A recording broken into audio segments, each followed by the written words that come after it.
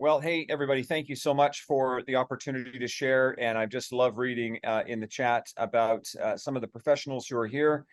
My name is Abe Brown, and as Coach Kamrul already mentioned, I'm the CEO and founder of an organization called Certified Flourishing Coaching.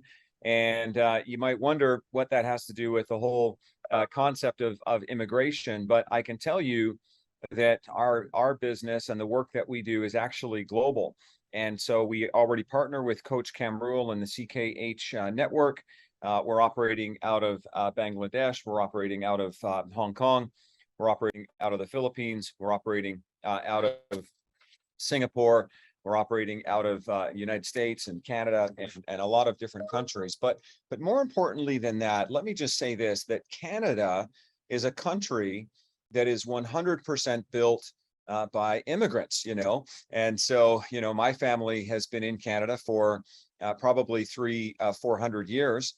Somebody like Brent, who you'll hear from in a little bit, I believe his family, and he came to Canada within the last 10 years. But even our first peoples, what we, call First Nations or Indigenous peoples, I mean, even they, according to historians, would have come over from Asia many, many thousands of years ago. And so really, when you think about this great country, Canada, and even the United States, these are countries that have a long history of welcoming newcomers. And more than just a concept for me, it's also a part of life. And I'll share with you my screen here if I can, and just a lovely picture of my wife and I.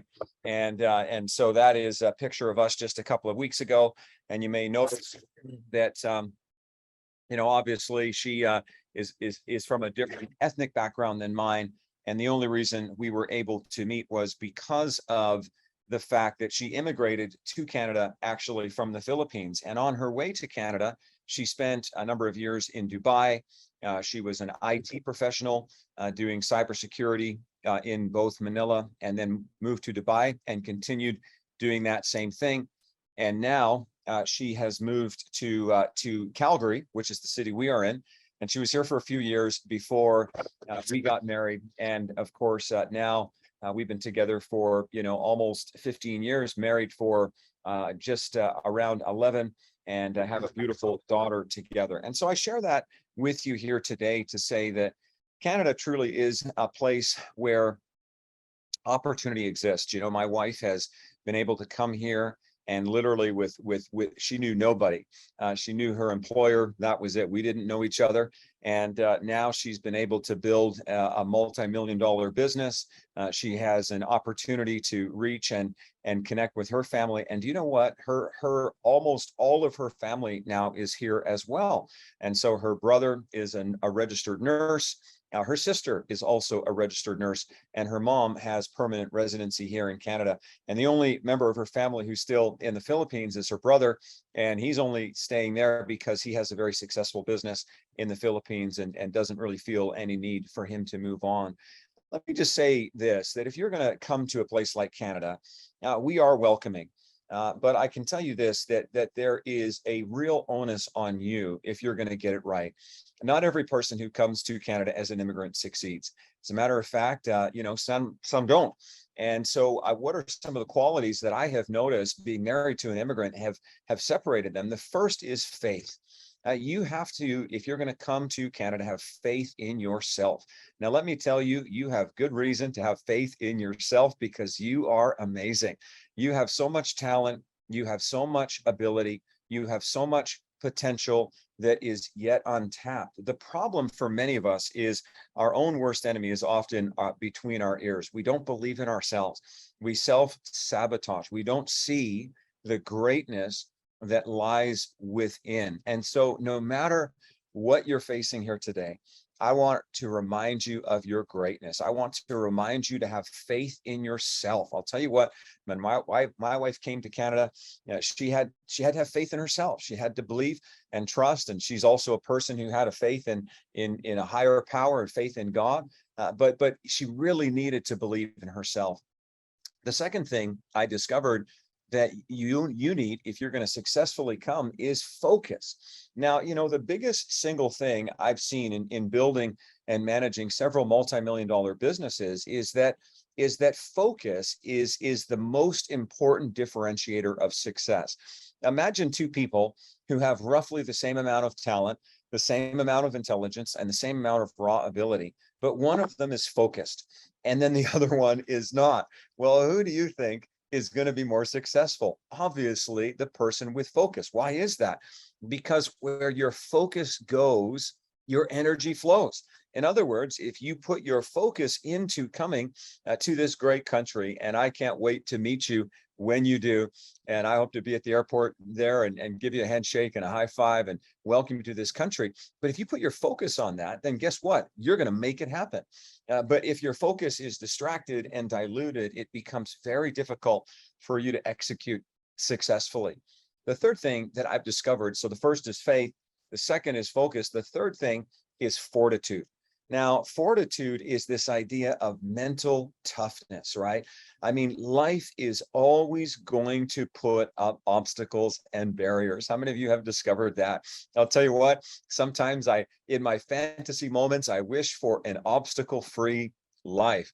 And I discovered that it's never going to happen. But you know what? Obstacles make us better, don't they? That saying, what doesn't kill me makes me stronger. And I want to encourage you to develop mental toughness and resilience, because if you have mental toughness and resilience, you will be able to seize your dreams. Let me just give you one more. And all of these are pretty simple. You got to have faith. You got to have focus. You got to have fortitude. But I'll tell you, here's the fourth one. Maybe, just maybe the most important. You've got to have friends. Now, when I talk about that, what I mean is you need to have experts who can support you in the process. And that is where my good friend Brent Anatado comes to play, and Christina and Coach Kamrul and Kathy and this expert team who will actually explain the specific process and steps that you need to take.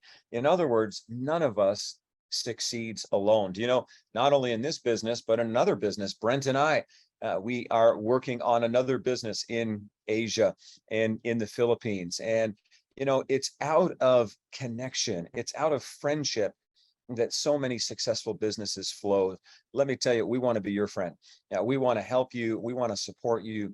We want to make sure in this journey and in this process that you have the help that you need. So that's all I'm going to share. Thanks so much, Coach Kamrul, for the opportunity. I've got to run, and these guys here, you can see I got to hop on another call, and that's a class that we're going to be teaching here. So, hey guys, just wave to our friends in Bangladesh if you can. There we go. And I'm going to go off to this one here. So these guys are all over Canada and the United States. And so, hey, thanks for the time. We'll see you soon. Thank you, Abe. Thank you for your nice presentation, and best wishes to you, your next class. So with this, can I welcome Brent to take over and introduce and present to us what is there to offer. Yeah, let me just share my screen quickly. There you go. Just gonna see.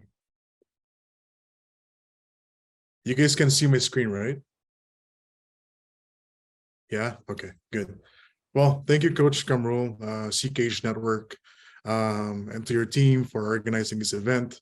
Thank you, Christina, for joining us in this info session. I know you're camping there. Thank you for taking time, and then share the different opportunities. But my name is Brent Anataro, guys. I'm based here in Calgary. Our company is called BA Consulting Canada Immigration Services. Yeah, I just want to share to you guys on how to come to Canada. I've prepared a 30-page slide, so please be patient with me. I'll share as much information as I can in a high-level overview, and then hopefully you can give you some information on how to come here. So this is me. I'm a registered Canadian immigration consultant based here in Canada. And like what I said, I own BA Consulting Canada Immigration Services. Just quick story about myself, guys. I moved here when I was 18. Sorry, my parents brought me here way back 2005. It took them 4 years before they can get the visa. And then when we arrived, we became permanent residents. I was 18 and then I went to college and university, took my project management course. I worked in oil and gas for a long time. And then I said, you know what? I think my passion and calling is really helping people. So I jumped in and became an RCIC or immigration consultant. So here I am, helping a lot of people to come here, right? I just want to share quickly with you guys in our social media. You'll see me a lot. I do a lot of videos. I do a lot of postings. You can find us in Facebook, Instagram, and YouTube. Please make sure to subscribe. That's our channel there. Dream big without don't be. All right. So we want to jump in quickly right away to first option. And a lot of you wants to say, maybe I should visit Canada, right? So for visiting Canada, one thing that you need is actually visitor's visa. This is an official document that immigration sticks in your passport, right? It shows that you meet the requirements needed to enter Canada. So for Bangladesh nationals, we need a visa or visitor's visa or tourist visa to enter Canada, right? So that's your first option. Now for eligibility, first, by the way, guys, feel free to take notes. Feel free to take a picture, of what's the information here, so you can take it home and then read about it later on. So in order for you to qualify, of course, you need to have a passport. You need to be in a good health. No sickness, nothing serious with your health. You don't have to. You don't need. Oh, sorry. You have no criminal or immigration related convictions. Basically, you don't have DUIs, you don't have criminal convictions back in your country, right? And you have to convince the visa officer that you are actually coming back to your country. So basically, the logic here is you're just coming to Canada to visit, to enjoy the beauty of Canada, maybe to visit your friends, your families here, and then you have to prove that you're actually coming back. And of course, you have to convince the visa officer that you have enough money to stay in Canada. Since you're visiting, since you're coming here as a tourist, they want to know, they need to know that you have enough funds to come and visit Canada, right? And if you have friends and families here, they can actually support your application by inviting you to come here, right? So this is the most of the questions that we receive from the people who wants to visit. When you're in Canada, can you transition from visitor to work permit? Absolutely yes, right? Yes, you can. So for the foreign national, for example, for visitors who are already here in Canada, with a valid temporary resident status as a visitor, you can actually transition from visitor to work permit. All you need to do, is find an employer inside Canada that is able or willing to sponsor you through LMIA. And later on, we'll talk about that in the work permit stage with Christina. But a lot of visitors here that comes to Canada are now transitioning from from visitor to work permit. And this application is open until February 2025. So as early as now, if you're planning to come here as a visitor, when you arrive here, you can work with our partners, Escape Placement, to find you, that job opportunities when you're already here in Canada, right? Another question that we get from applicants is, how long can they stay here as a visitor? So most visitors, guys, they can stay here for up to 6 months. And sometimes, right, the border may allow you to stay less or maybe more than 6 months. And once you are here as a visitor, you can actually extend your stay. So for example, let's say for DIDA rule, right? You come here as a visitor and then you find an employer that is willing to hire you. While we are processing that LMIA or while we are processing that document for them, you can actually apply for extension to wait for that work permit to be granted to you, right? So yeah, could be 6 months or it could be more, right? Super visas. So, there's a lot of question. What is super visa? Super visa, guys, is for parents and grandparents outside Canada. So for example, let's say you have your kids here, or maybe you have your grandkids here. They want to sponsor you. They want to invite you to come and visit. You as a visitor, you as a parent, right? You can apply for super visa. So super visa lets you visit your children or grandchildren for up to 5 years at a time. It's a visa that provides multiple entries for a period of 10 years. When you enter Canada, a border service officer will confirm on how long you can stay. So a lot of parents and grandparents are here now under super visa, so they can stay up to 10 years, and some of them, they take care of the kids. Some of them, they help, wherever. And then some of them, they really enjoy the weather here during winter. So for parents and grandparents out there joining our Zoom meeting, if you have kids or grandkids here in Canada, please make sure to avail this option, super visa. Of course, for kids who are already here in Canada, to be eligible to sponsor your parents from outside, you need to be a citizen, a Canadian citizen, or a permanent resident of Canada. So that is actually the tourist visa, guys, or the visitor's visa, which is very plain and simple. We have so many tourists coming in the last couple of years after COVID, right? So please take advantage of that. Well, if you want to know more about it, please make sure to contact Coach Kamrul. Send them an email so we can discuss your options on how to come here as a visitor. Now, earlier, there's a lot of questions on how to become an international student here in Canada, right? So here, guys, studying Canada, what do you need? You will need study permit.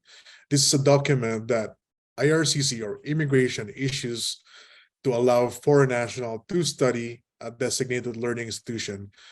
And the good thing about it, guys, is our firm, we are connected with a lot of schools all over Canada. At the same time, we have partners with private schools such as AGA Academy and Evergreen College in Ontario.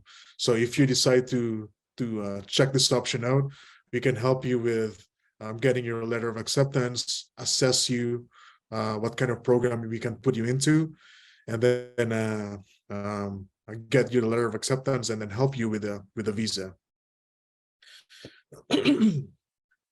So why study in Canada as an international student? When you study in Canada, you can invest in your future.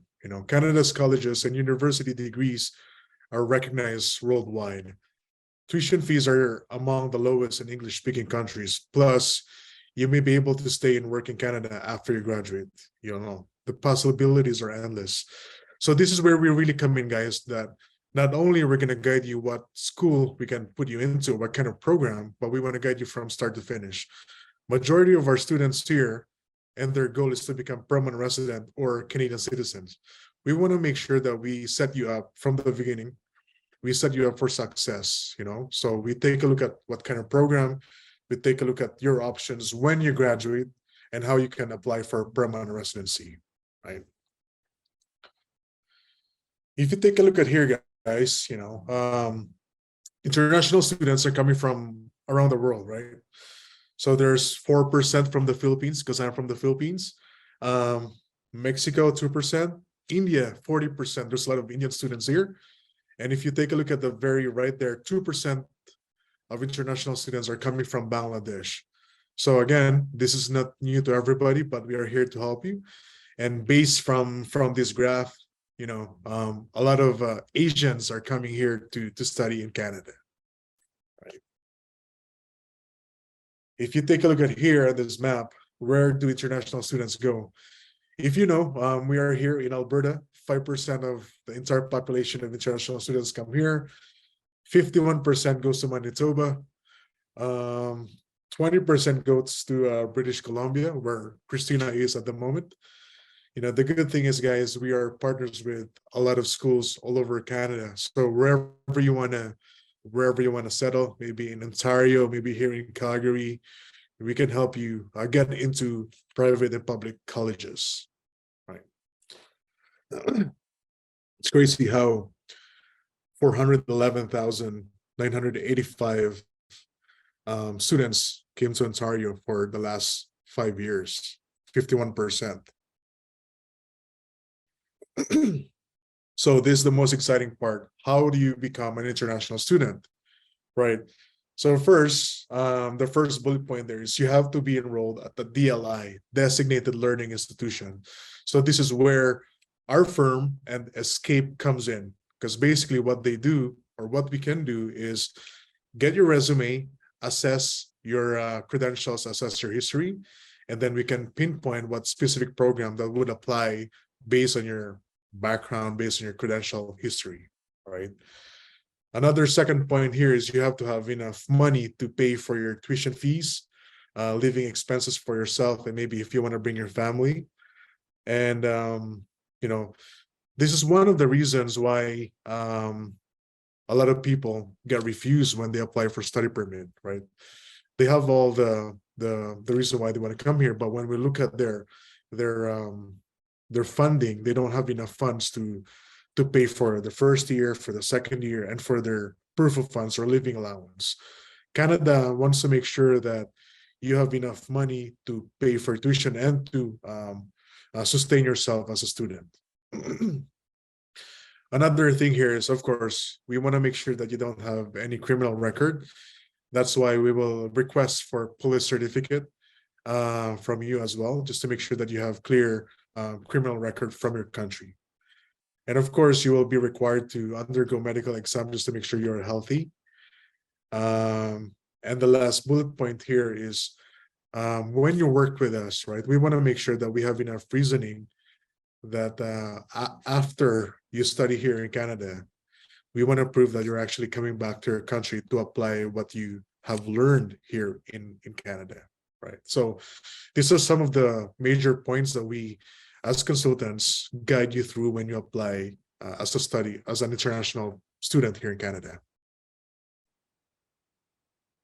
So some more things that you need is LOA, or letter of acceptance, proof of acceptance, or letter of acceptance from school. Like what I said, when we assess you, and then if you really want to come here as an international student, we will look at your credentials and select a school that would fit your history, your background, and if you want to stay in different provinces, we can get you enrolled in those provinces as well.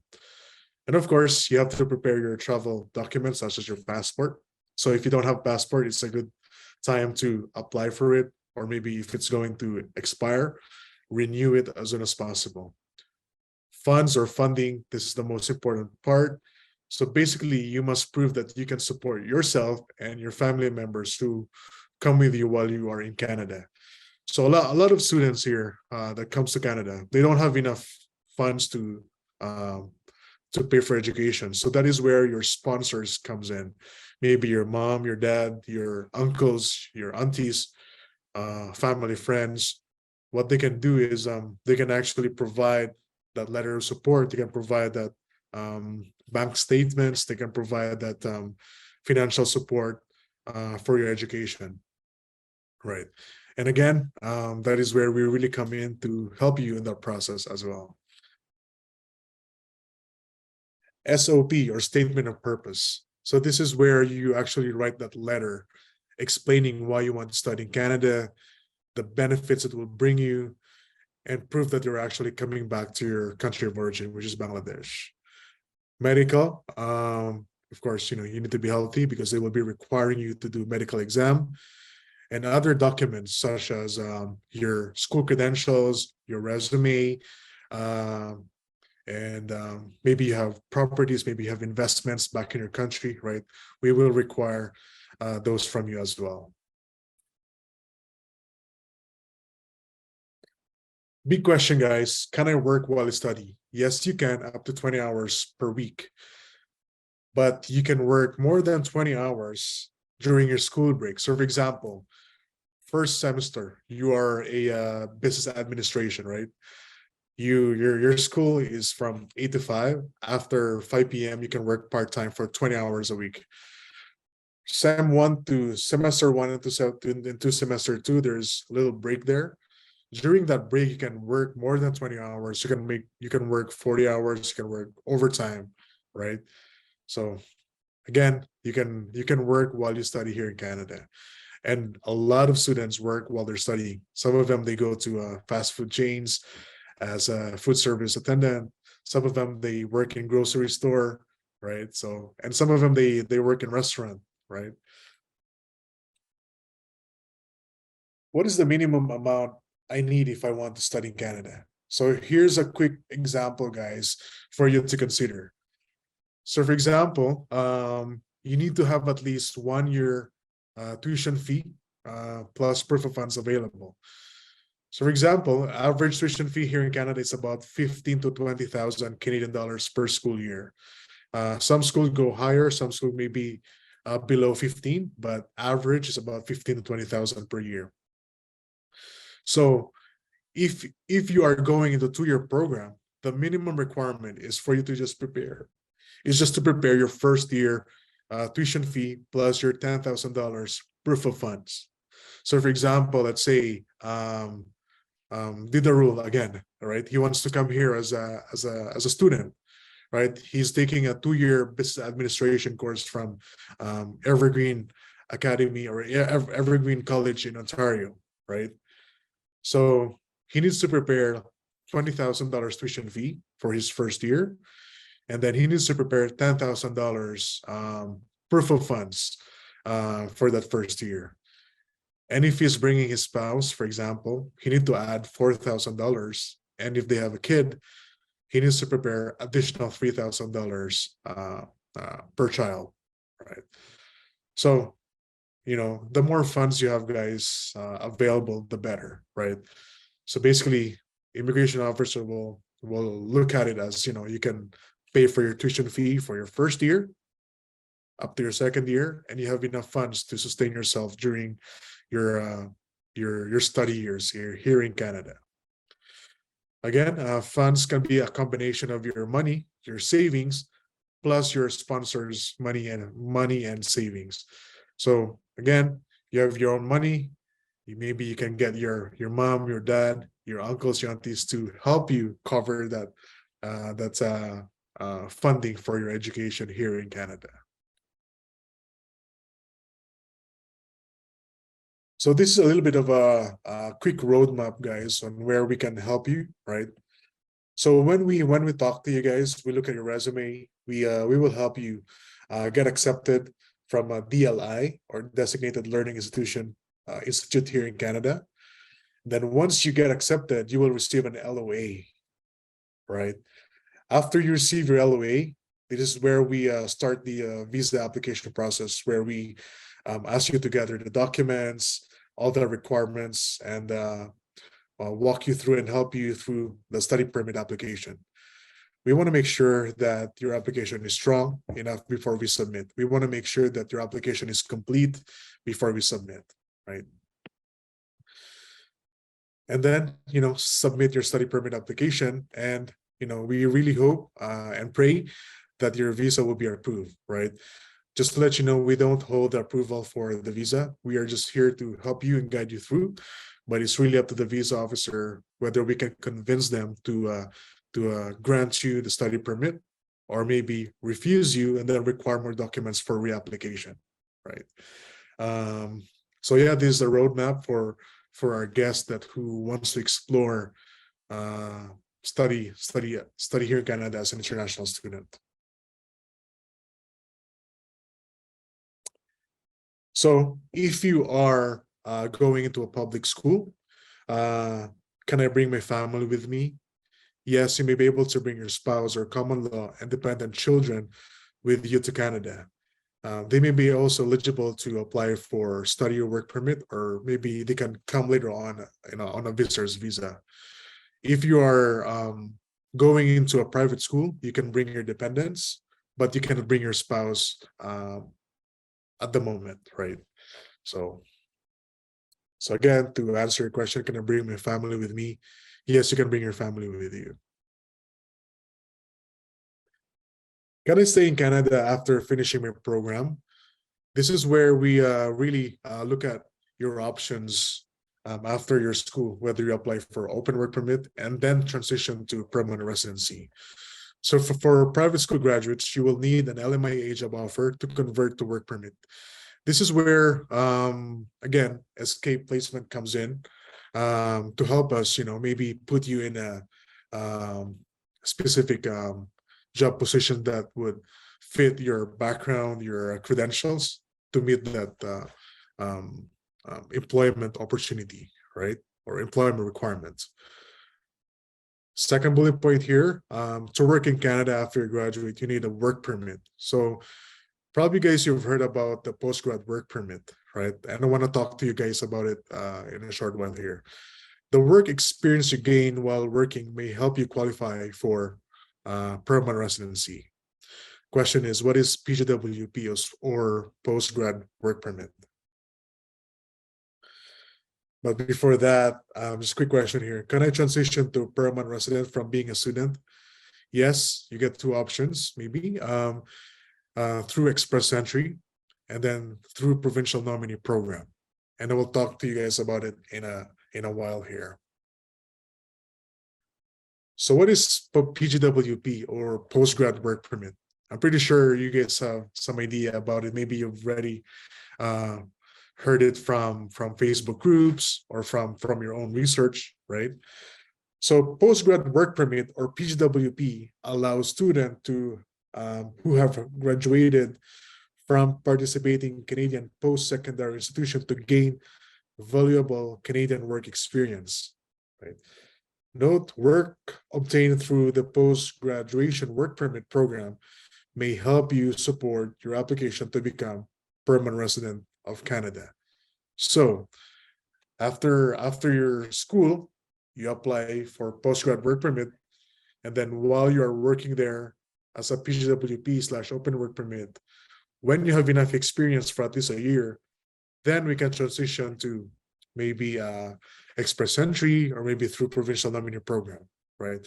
And some provincial nominee program allows you to work full-time 6 months related to your course, and then they can actually grant you a nomination for that province and apply or invite you to become a permanent residency in permanent resident in Canada. So if your program was less than 8 months, you're not eligible for PGWP. If your program was at least 8 months but less than 2 years, we may give you PGWP that is valid for up to the same length as your study program. So basically, guys, PGWP allows you to stay longer in Canada, all right? So again, for example, if you completed a 9-month program, we may give you a work permit for up to 9 months. If your program was 2 years or more, we may give you PGWP that is valid for 3 years.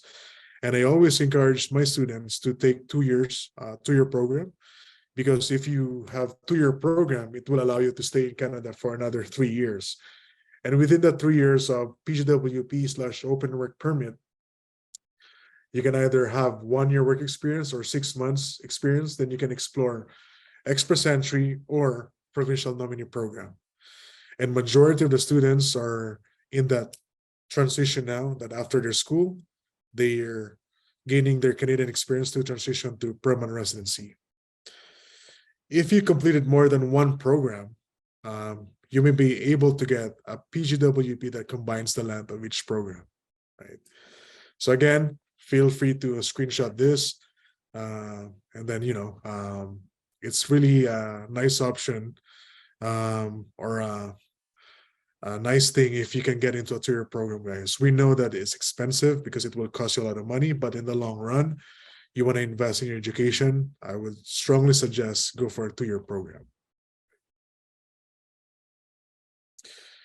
So currently, guys, as of now, I just checked this morning, if you want to apply, the moment we submit your application will take about 7 weeks.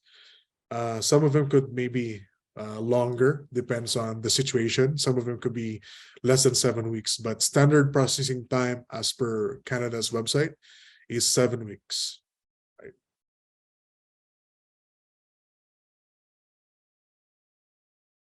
Second one here is you want to live in Canada permanently. Basically, you may be qualified to come here in Canada as permanent resident, right? And there's a lot of options, really. You know what?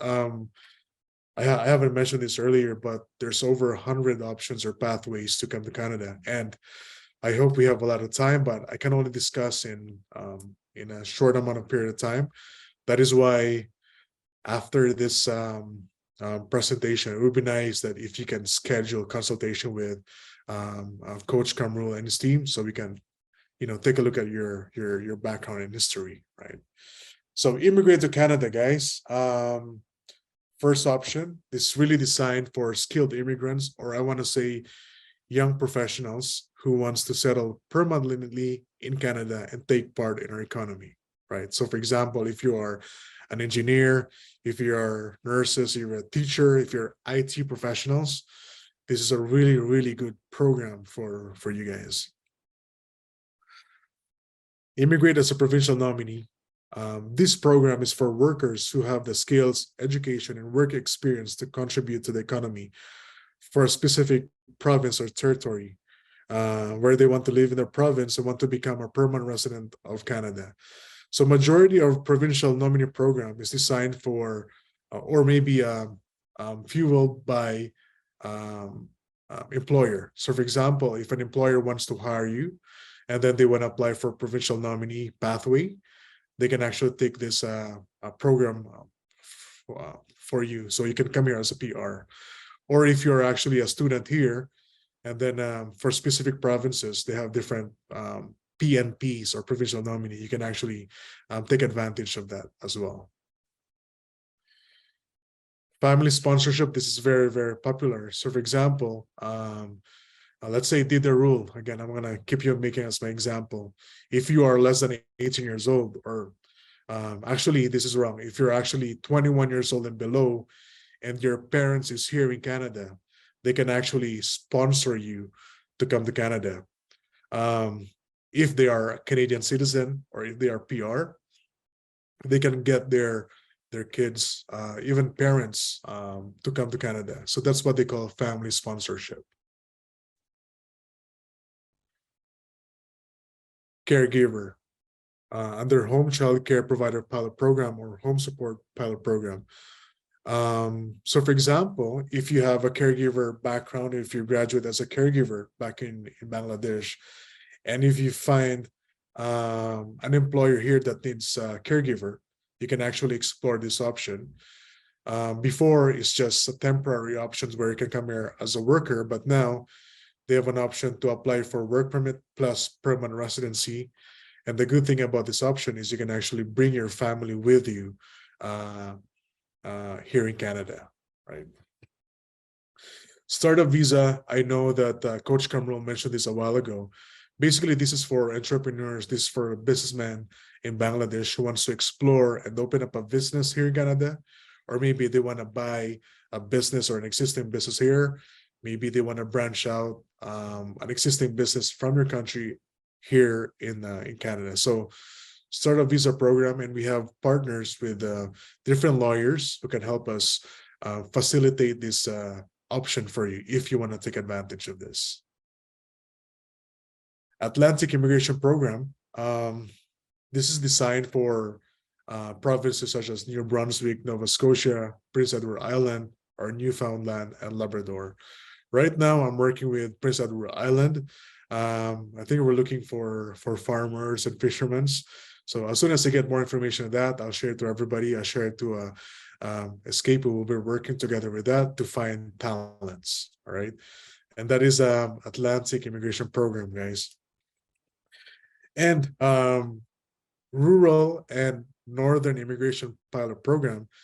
This is an economic pilot program targeted to foreign nationals who have received a recommendation from a participating community and obtain a job offer within the same community's boundaries. So basically, our small communities here in Canada, if they have openings, they would love to hire foreign workers and take advantage of this immigration pilot program to support your permanent residency application.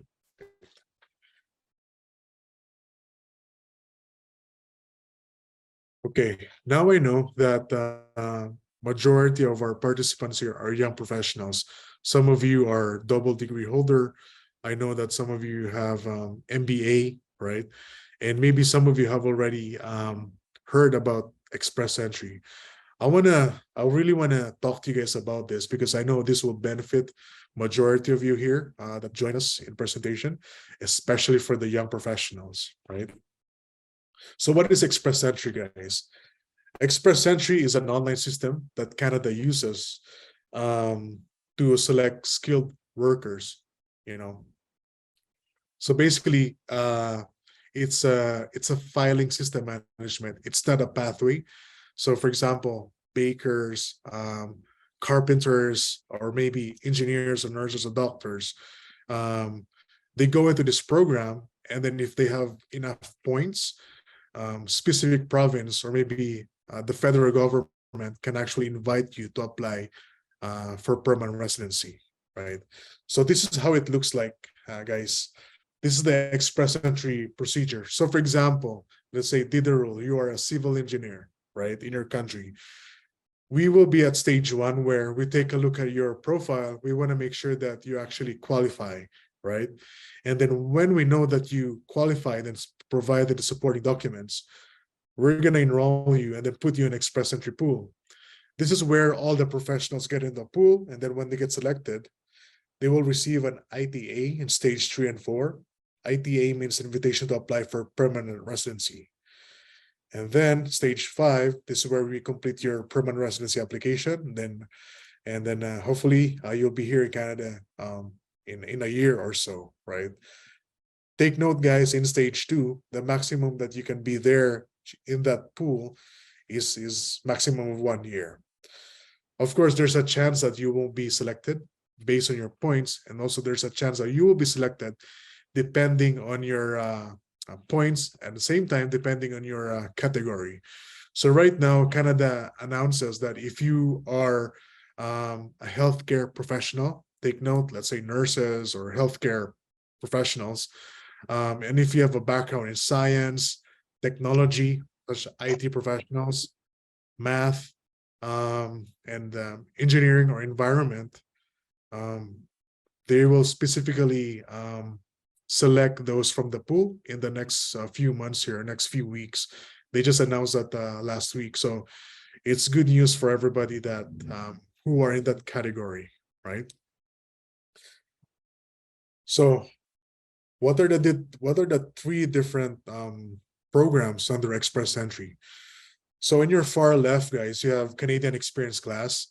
Canadian Experience Class are actually designed for people that are already here in Canada working. So for example, if you're a student, you get your PHWP, you're working, then after a year of working, we can put you through CEC or Canadian Experience Class. Federal Skilled Worker, I really want to focus on this later on because this is really designed for professionals outside Canada, right? Federal skilled trades, if you are a plumber, if you're an electrician, if you're in the trades, right, you can actually take advantage of this as well. So the next slide here is what are the eligibility requirements. So guys, I want you to focus on the center there, Federal Skilled Worker Program. If you see the first column there for Federal Skilled Worker Program, you need to get your language skills or IELTS or English exam, and you have to score at least minimum of CLB 7 or higher, right? Type of level of work of experience, you have to be listed into 1 NOC or tier categories, right? I will show you how to search for your own categories later on, right? Amount of work experience, of course, the more work experience you have, the better, the more points you get. But here is a minimum of at least 1 year, continuous for at least 1 year in the last 10 years. Job offer, it's not required, but if you have a job offer or if company sponsor you to be their worker, it will give you points as well. Education, this is very, very important. The higher education you have, the better points you will get, right? So how to find your NOC, guys? Now, you can actually go to Google, search NOC Canada.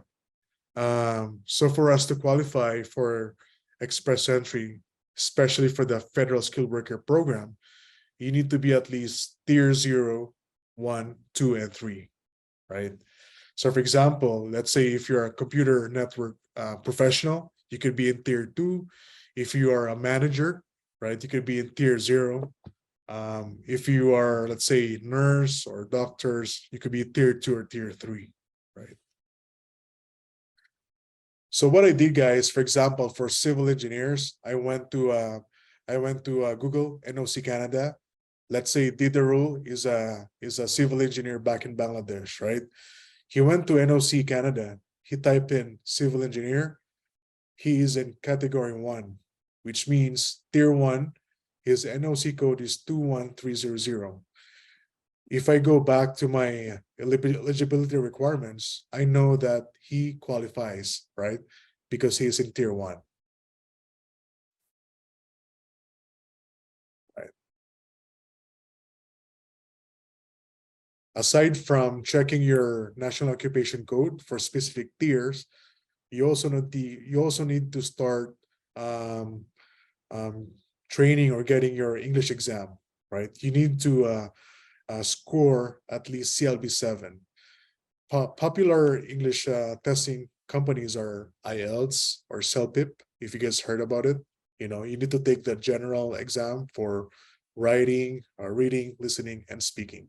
And you have to score at least CLB 7. So if you take a look at here for IELTS, CLB 7 means you need to score 6 points for reading, 6 points for writing, 6 points for listening, and then 6 points for speaking. The more points you get for each category, the better.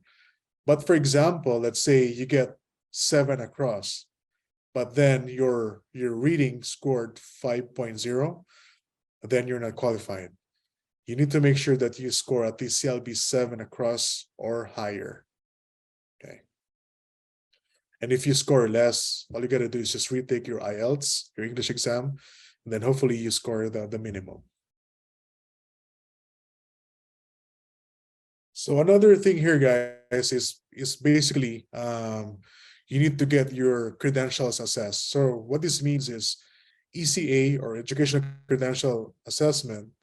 For example, if you have your high school and your college degree, you need to submit it to Canada for assessment. So the different companies that would do that for us is WES, World Education Services. I really like them because they're really generous when it comes to giving international credentials more points. So if you go to website wes.org, you know, you can set up your profile there. I think it will cost you about 250 Canadian dollars to set it up. You can also try ICAS or CES or IQUAS, right? But for me, I know majority of my applicants, I always tell them to go for World Education Services or wes.org. Okay.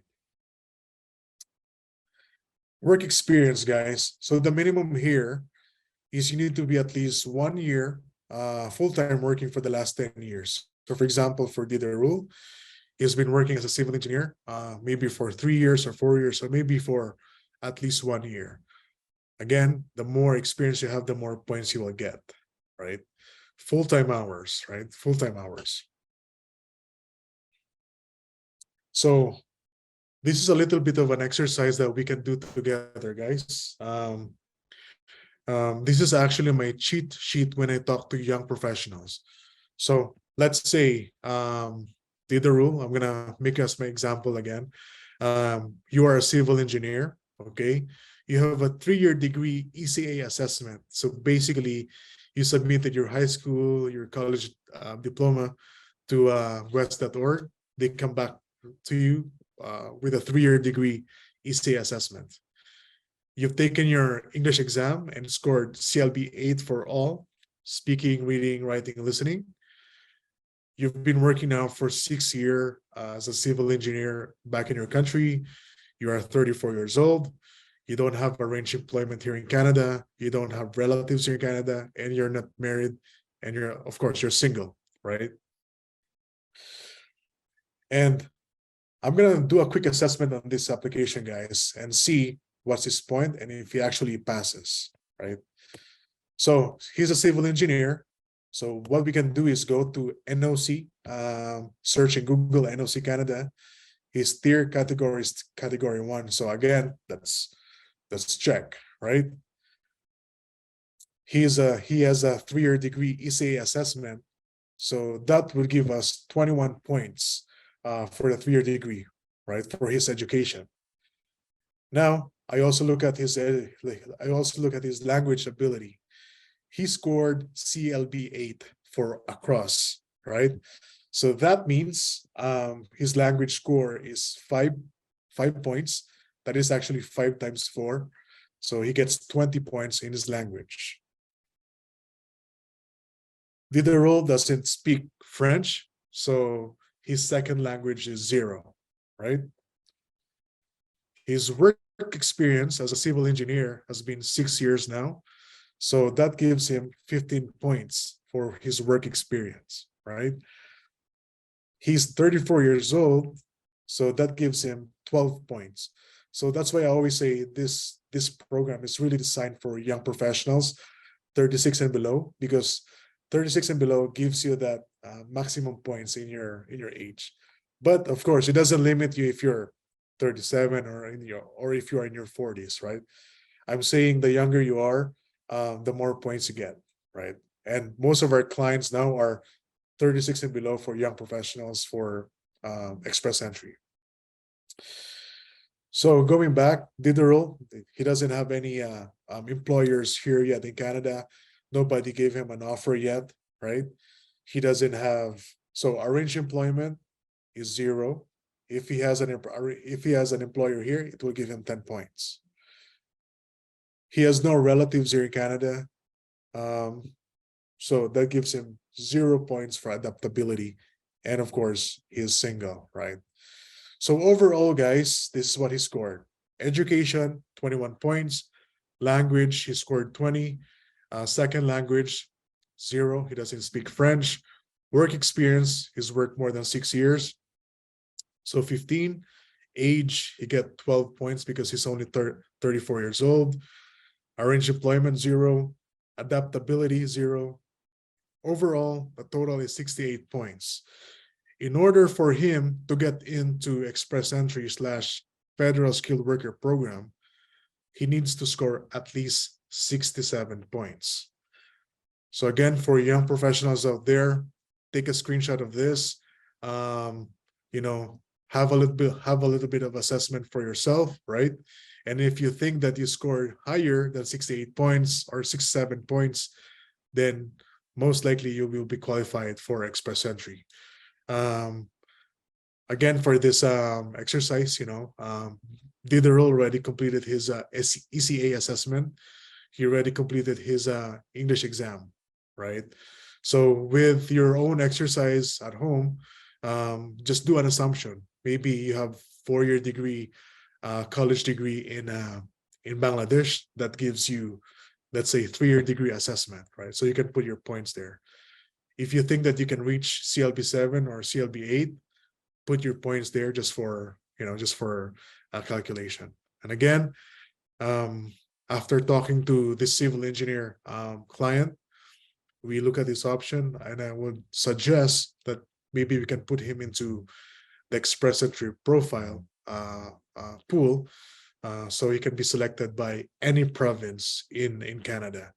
And because engineering is part of the STEM program or STEM,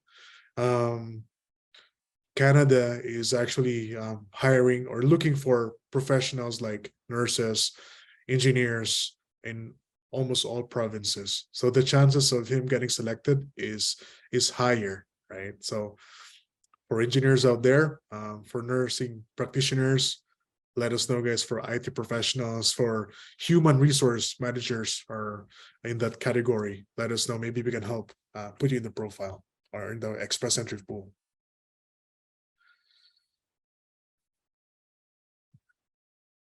So aside from that eligibility, remember guys, you are coming here in Canada as a permanent resident.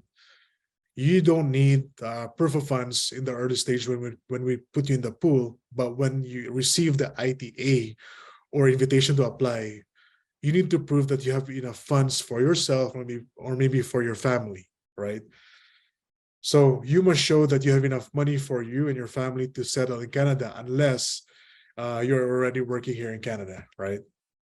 So question is, how much would Diderot prepare if he wants to go into this express entry pathway or profile or pool, or maybe when he gets invited to apply for permanent residency? So proof of funds, guys, right? As of today, for the number of family, let's say you're a single applicant, you have to have at least 13,757 Canadian funds available. Of course, the more money you have, the better. If there's 3 of you in the family, you need to prepare at least 21,055 Canadian dollars, right?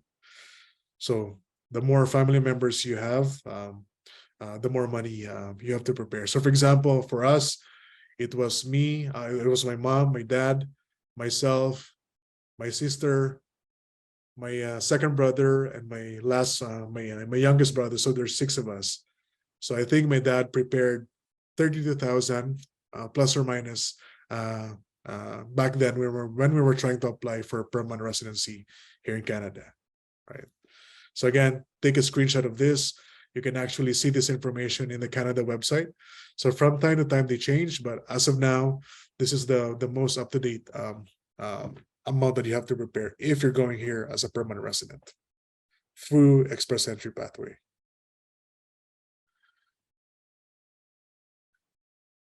So again, guys, we already covered coming here as a visitor and you have a chance to transition from visitor to work permit.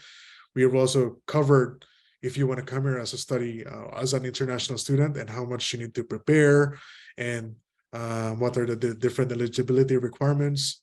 We've also covered somehow how to come here as a permanent resident if you're a young professional through express entry pathway. Now I want to quickly cover about the work permit, and then after this, I will let Christina, our partner, Escape Placement, to talk about the different work opportunities here in Canada, right?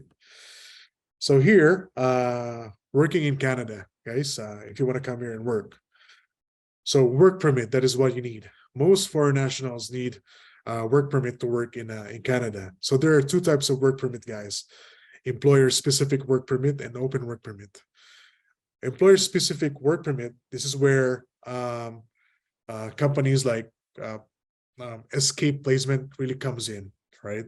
So they have employers. When employer hires you, they sponsor you, then you have to apply for employer work-specific permit. Second one is there's open work permit, where basically you come here with an open work permit and you can apply to, or maybe you can work with any companies here in Canada. Okay, let's talk about first open work permit, guys. Open work permit lets you work for any employer in Canada.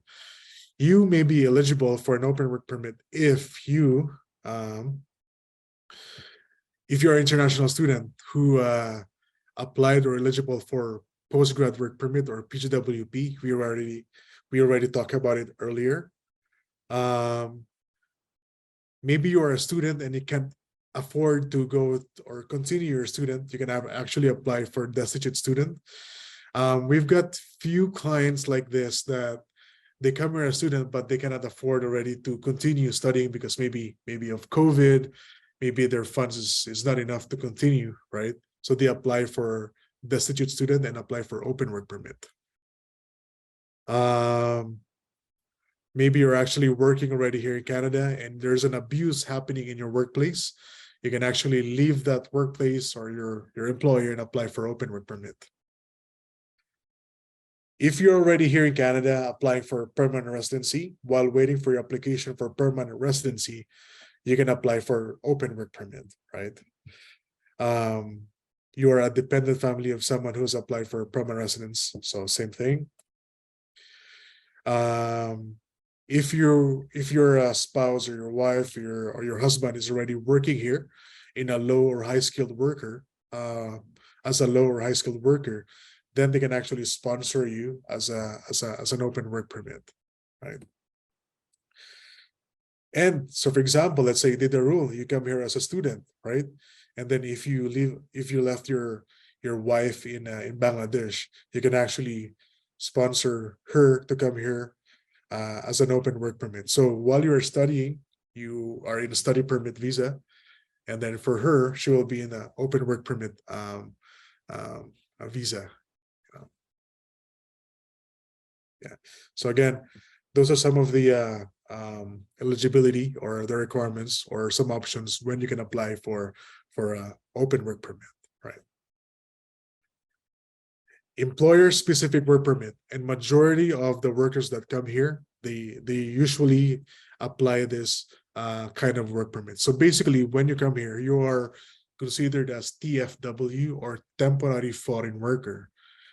So an employer specific work permit lets you work in Canada according to your conditions to work permit, such as you can only work with that specific employer, the duration of the duration of your work contract or the duration of your work for that specific employer, the location, and basically you cannot work with anybody else. So for example, the rule, if you come here as a worker, let's say you work for McDonald's as a food kitchen supervisor, right?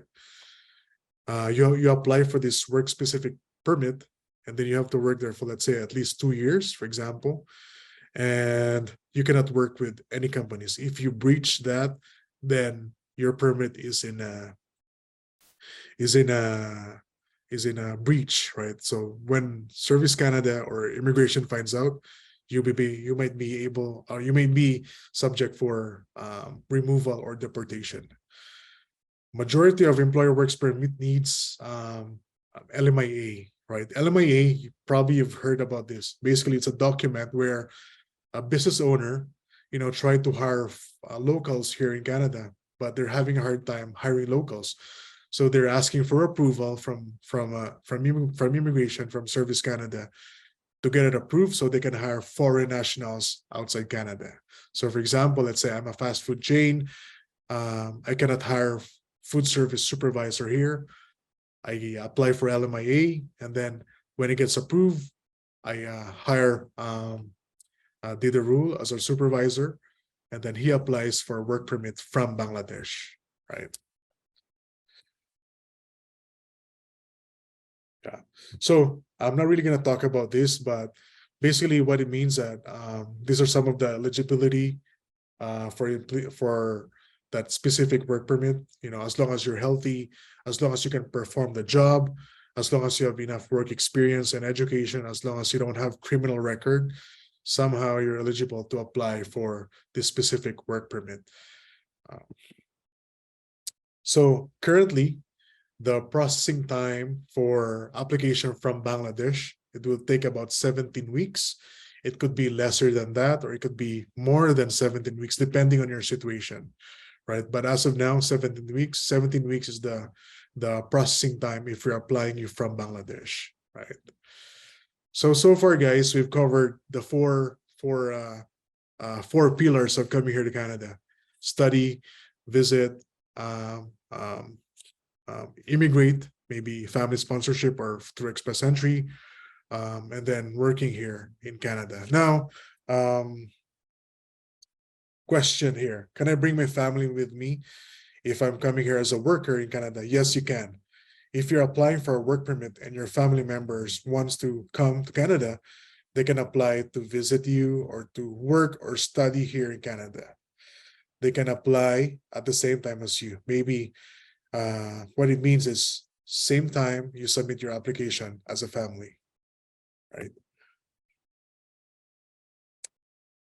So that ends my quick presentation, guys, on how to come to Canada. Now, let's talk about the work opportunities. I would love to introduce my partner, Escape Placement. They've been helping a lot of people's from inside Canada, from outside Canada to find work opportunities. They're a very reputable company here in Canada. And yeah, I'm so happy that Christina give us some time.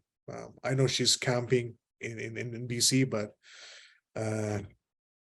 Ate, I'll exit my presentation. I'll let you take over. Okay, thank you, Brent, for that wonderful presentations. I'm sure it's very educational to our viewers here. And like he said, you're welcome to follow up and ask questions, more questions, specific questions to him. I know that not everything you can think about it right now. So right now it's just information feeding for you guys. All right. So let's just wait for Brent to exit the presentation and then I'll put on mine. Okay. Sorry, I'm not that techie. There you go. All right. So Brent talked about the different pathways for you guys to come here to Canada. And I'm going to talk about two specific pathway, specifically the LAMIA, the work permit one, and what available jobs we have here at Ascent Employment and in cooperation with Escape. Okay, let me just share my screen.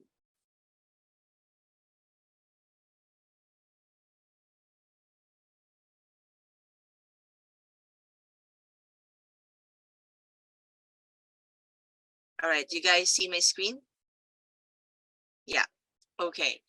So Ascent Employment and Immigration. So basically we are partners, Brent, myself, Escape Placement and Ascent Employment. So we work together as a team for you to be able to help you guys come here in Canada in different pathways. All right, so as an introduction, we specialize in local and foreign national recruitment for the Canadian job market. We are partnered, as Brent mentioned, with AJ Academy, which is a private career college, and also a newly opened school in Ontario, in Scarborough, which is the Evergreen College. So these two schools have different courses and have different tuition fees that you can choose from. And of course, if you are looking into going into public school, Brent can also help there, which has a PGWP, as he talks about earlier. Now, what we have is an employment agency that specializes in local and foreign job placement. We also partnered with immigration services like Brent. We can help you process and assess you if you want to be a student, a work permit holder, or visiting or permanent resident here in Canada.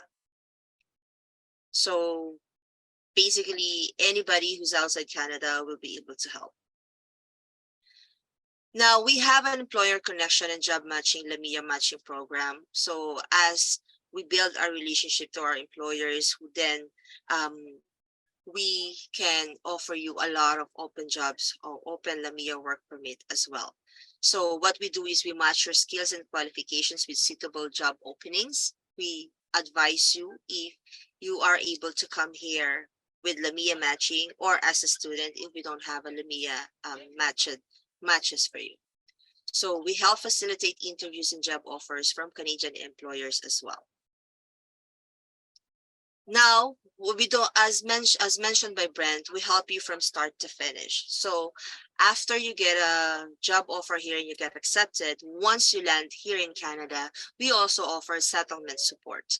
So we give comprehensive settlement support to smooth that, to ensure that you are arriving here smoothly in Canada. We provide you assistance in terms of finding houses, understanding the local culture, even, public transport. We can help you do that.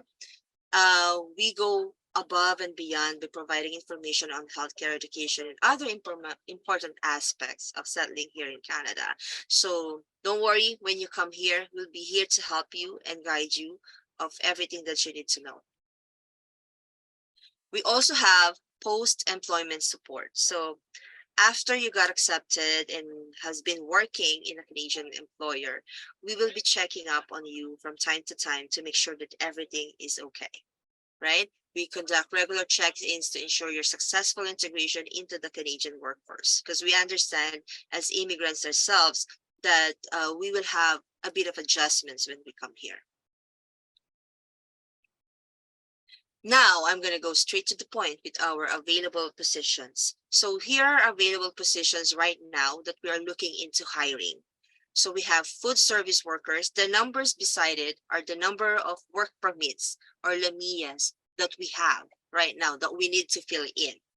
So for food service workers, we have 1,100 work permits. For hotel service workers, we have 800. Industrial meat processing workers, we have 600. Fisheries processing workers, 1,600. Farming workers, 1,100. Skilled laborers, 800. Health workers, 500. IT and computer technology, 400. Tourism workers, 800. And as you can see, we have a lot of work permits or job openings that are ready to be filled in. So with the help of our partner there in Bangladesh, Mr. Kamrul, we will be able to process your application and assess you, and that could be a start of you moving forward or moving here in Canada. So that is a short presentation. Again, if you have any questions with regarding work permits, assessments, immigration, and how to start, we will be here. I guess the first point of contact is Mr. Kamrul, right? Yeah, definitely. Anyone can ask questions. This is very specialized session, and all of the participants, they're actually privileged to ask you directly questions now. So please feel free to ask questions. That is number one. And number two is what's next. So here I am giving my WhatsApp number. I'll be giving after this session, after the Q&A session, so they can reach me through WhatsApp to have a one-to-one conversation with each of you to assess their credibility. So here it is now opening up for the questions from any one of from the participants. So please raise your questions and switch on your microphone and ask questions directly.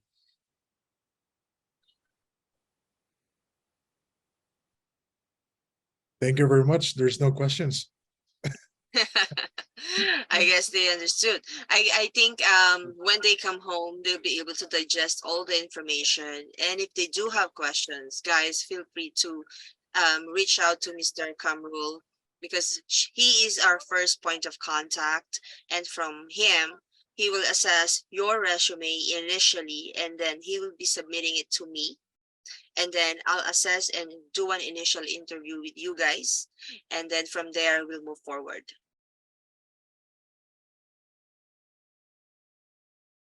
What I have done, I have just shared my contact number on the comment.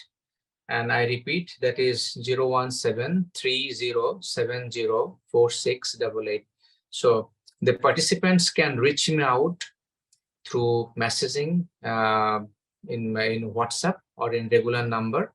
And my team from office can contact you and can also schedule the interview direct assessment sessions with Brent, and also you with you, Christina. So so that's the next process, and we have recorded this session. We have streamed it to YouTube. So what we will do going forward, where we have all the contacts database, so we'll send all these interview recorded sessions, and they can watch it, and they'll be watching it because this is the beginning of our journey today. Yes. And I believe the people can reach you, research, and also can have their questions going forward. Yeah, So I I'll wait another. Yes. I think Aristina is raising her hand. Yes, please. Yeah. So thank you, Christina, for nice explanation. Actually, if I'm interested, I will have more discussion with Kamrul Bhai as well as, but the just a question, just now I had a question, which is like, you say that there is a lot of work permit now Canada giving, or you have some works to for the Bangladeshi people. So is there any limitations of the work permit? Like 1 year, or 2 years, or 6 months? Ate, I'm just gonna answer it in the Yes, yes. immigration perspective.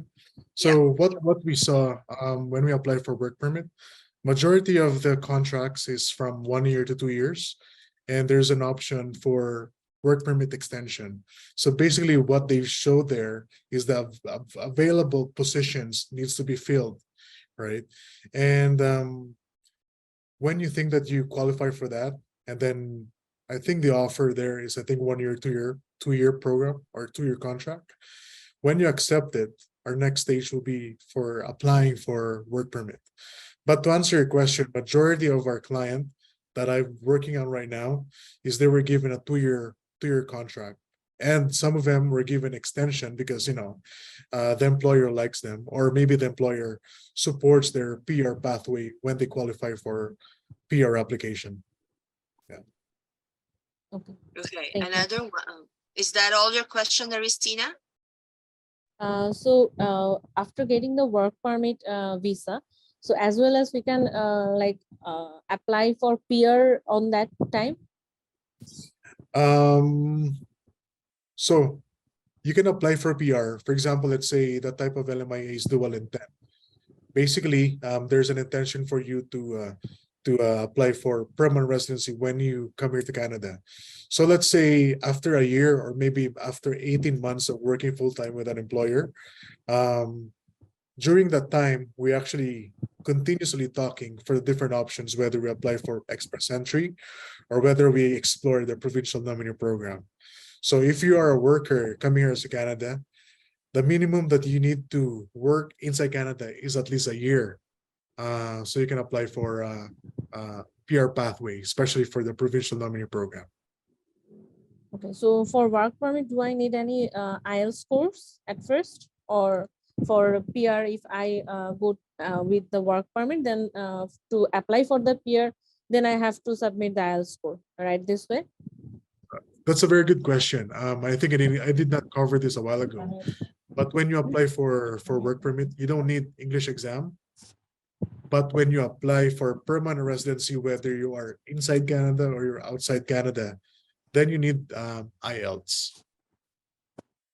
So if you apply for, if you go to English exam, if you are a worker here already in Canada, and let's say, for example, you want to apply for provincial nominee program, inside that provincial nominee program, there's specific scores where you need to take. For example, here in Alberta, you need to take at least CLB4 or CLB5 in order for you to qualify under that provincial nominee program. But if you want to go to the express entry, you need to apply or get CLB7 or higher for the English exam. So no need for English exam for work permit. Sounds good. Thank you so much. Oh, we have another question from Amreen. Go ahead, Amreen. Hi, Brent. Hi, Christina. My question is related to the thing that Brent was talking about going through visitor visa and then applying for a work. So what I understand is that a person goes through visitor visa, okay, and he or she has to have a valid job offer from the company, and the company has to be willing to give that person the MIA, right? Yes. Okay.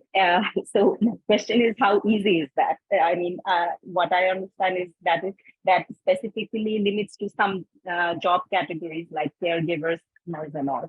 But what about other professions? Ate, do you want me to answer that, or do you want to answer it?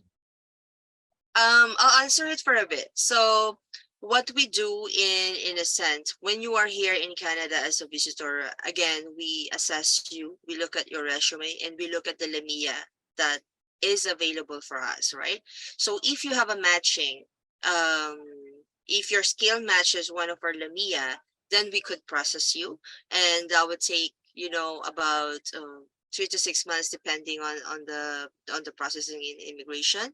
So we strongly advise that once you landed here in Canada, that you do that right away if that is your intention, because we need as much time as possible, like 6 months. Usually the government will give you 6 months visitor permit here to stay here in Canada. So we need as much time as that to look for an employer or to match you with an employer, because again, it will be the employer's decision to if they're going to get you, because they get a lot of applications as well, right? And then your other question is about other professions. So we are one of the partners of Brent as an immigration consultant, but we are not the only partners. So we might have this Lamia or work permit available for now. We have IT and everything, but Brent can also find other sources for you guys when you are here. And as Brent explained, we have different pathways as well. If we can find you a Lamia ready or work permit ready employers. Do you want to add on to that, Brent? Yeah, and then she's asking how easy it is for them to transition, right? That is where basically, guys, you need to really work with professionals like Escape, because at the very first stage, you want to make sure you qualify, you have enough work experience, you have enough background, you have enough ability to perform the job. Because when we apply for work permit in the immigration side, they would question is what's your capability to perform the job. And then if we cannot prove it, if we cannot prove it like at the very first stage, then chances are your work permit will be refused. So again, going back to your question, how easy it is, I think it's easy as long as you're guided properly with the right people, right, with the right company, with the right professionals. Yeah. Well, it's not easy. It's a little bit hard, but we make it sound easy. Right, it Like what depends. Kamrul said, it's relative. It's relative, yes. Yes. All right. So if Yes. that answers your question, Zamreen, but if you have questions, feel free to email or contact Kamrul here so that we can give the other people chances to ask questions as well. We have one more from Didarul. Didarul, go ahead. Thank you so much. My question is like, let's imagine right now I'm in Canada and I went there by visit visa and right now I'm working. But I really want to upgrade myself in better place. Like, I don't like job, but I want to change my job right now. So I uh, I will adjust myself in this job for 2 years, but I really want to do some additional courses like non-academic. In particular case, working work permit is not giving me that permission to do academic courses. But can I be able to do the other courses like computer course, English language courses to make myself improve to do better job in future? Yeah, definitely.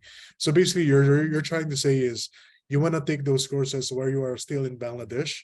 Is that correct? No, I really want to take the courses during my working in Canada. Is it possible? Okay.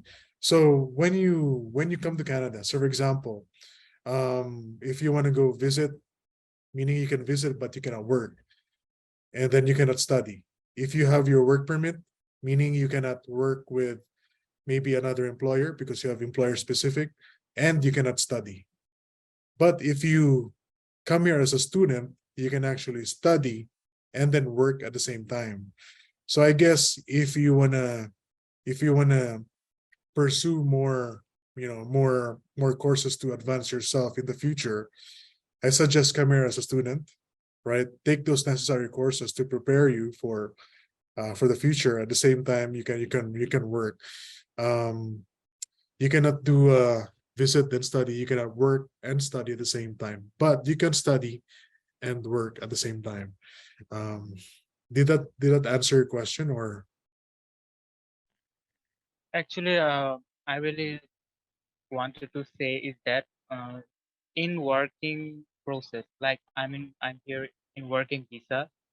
I'm working visa, and right now I want to do some non-academic course, which is like computer courses and Yeah. other English proficiency or language courses. Is it Yeah. possible? I think he's talking about short courses, Brent, not really a full course.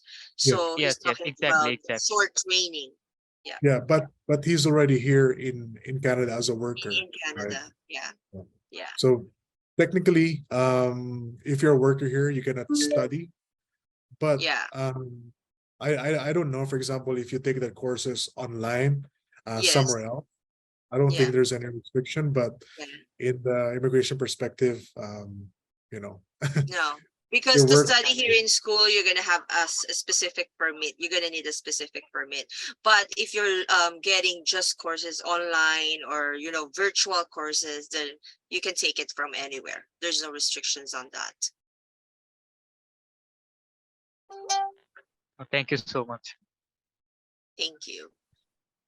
Do we Short have course, any other short questions? course means professional courses, right? Just a clarification Yeah, from it's the just like a lot of people here are taking, for example, social media courses online, and it's just a 4 weeks course, and they give you certifications. So those kind of courses, I don't think there's restrictions there. You can take it from anywhere you are, whatever permit or work visa you have in whatever country, you can take those. So, but if you're talking about physically enrolling to an institution while you're in a work permit visa, then that's not allowed because you need a separate study permit for that. Right. Brilliant. Thank you. Thank you, Christina, for your nice explanation. And of course, Brent, for detailed elaboration. I believe those who have joined, they have received so many information, and those who will be watching later on, they will for sure get benefit out of it. And I want to thank you, all the participants, also for your patience hearing and also asking questions. So I just want to conclude with saying this is just a hope and dream. If you are hopeful, if you have a dream, and if you have courage, as Abe said, nothing is impossible, and impossible is nothing if you have courage on top of, right? So it's just one step at a time, and having hope and having courage. I guess I have to say goodbye, and thank you for giving 2 hours time. I know you're camping, I know it's early morning, and from here in Bangladesh, it's late. I mean, now it's 10 p.m. evening. I want to see all of you sometime soon, and that's the beginning. Thank you so much. Thank you so much, Thank you. Kamrul, for Thank you. Take care. Thank you to our And participants. take care. Bye-bye. Bye-bye.